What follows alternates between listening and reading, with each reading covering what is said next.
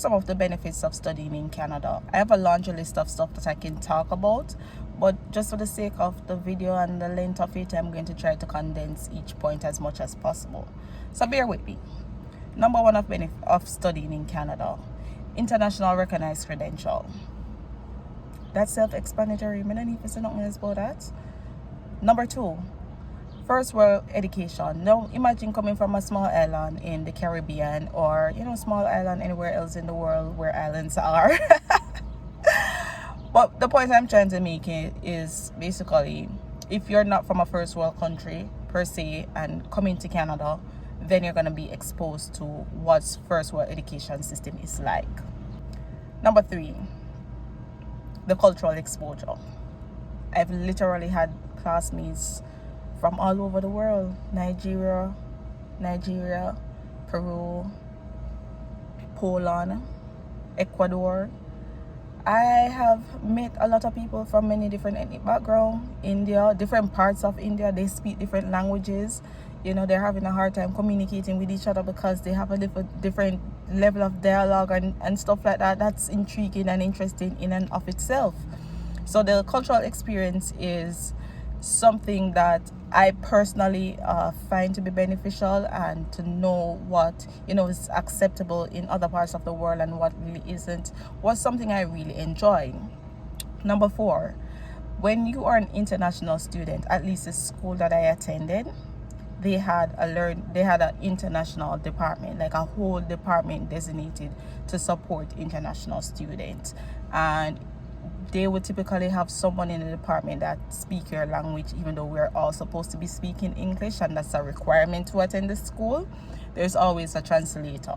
There's always immigration lawyers. There are always just wolipa support. That's all I tell you. That's all you're going to tell you, the support they do for the international students. Number five, you are almost guaranteed to be successful. If you come here and you do what you're supposed to do, you follow the rules, you attend your classes, then everything will work out. Like, you don't really need nothing else other than that. Like, do. Yeah, simple. Number six, some of the programs that you take, they are somewhat, what you call this, like an intern or a co-op, and they will force you into, they're not forcing you, but it's basically they're suggesting that you take these programs and going out into the workforce to garner some experience. Number seven, after you complete your education as an international student, you are qualified for a work permit, whether it's a 1-year work permit or a 1 to 3 year work permit, and then you can go there and work in Canada and learn about Canadian workforce, which is probably different from where you're coming from. I found some of the things here to be quite different than corporate Jamaica. So, but the work, yeah, I really like number 8. You can apply for your permanent residence. So after all of that, cultural experience, education, work experience, you can turn around and be a permanent resident. Top tier opportunity.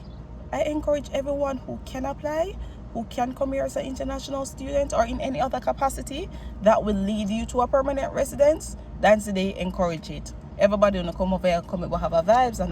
And number 9, finally, or maybe I can find a number 10 too, but I'm not really push it. Number 9, if you are an international student, your husband or your wife can come here as a full-time worker. Now, I don't really know how that process works, but I've seen it done before.